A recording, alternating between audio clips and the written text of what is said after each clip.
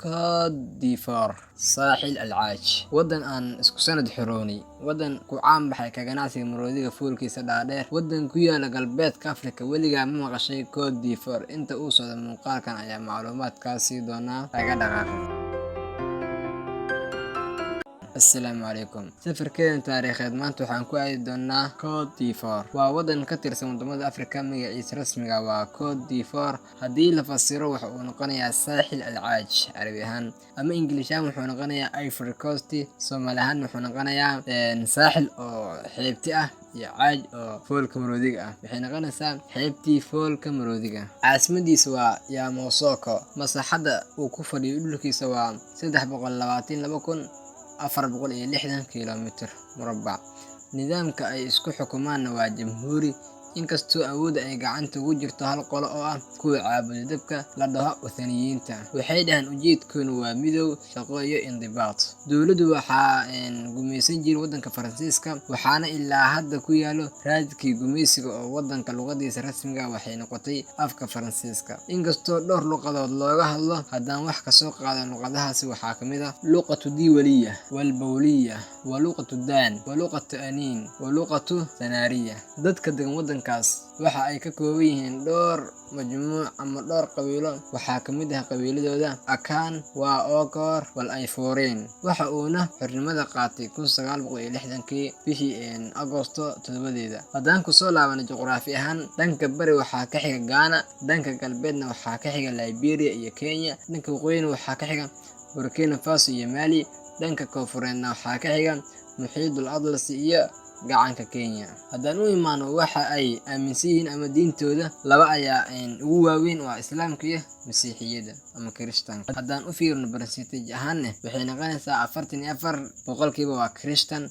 37.2 waa boqolkiiba waa Islaam, boqolkiiba 10.5 waa tradition fatis waxa la dhaho, 8.1% waxay noqonaysaa kuwa aan diin lahayn, 0.2 waxay noqonaysaa ama 2.2% others wixii soo har weeyaan.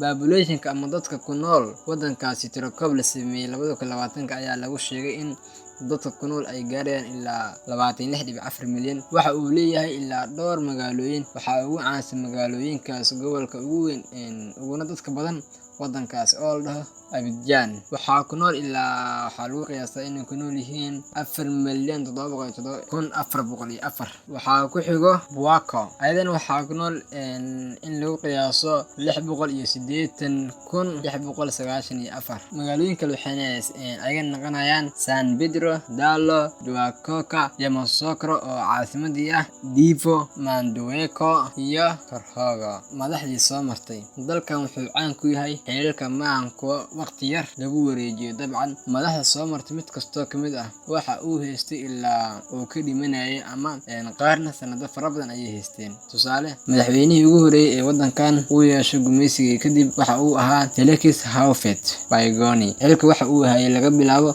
1960 ilaa 1993. Waxay noqonaysaa 35 sano ku dhawaad.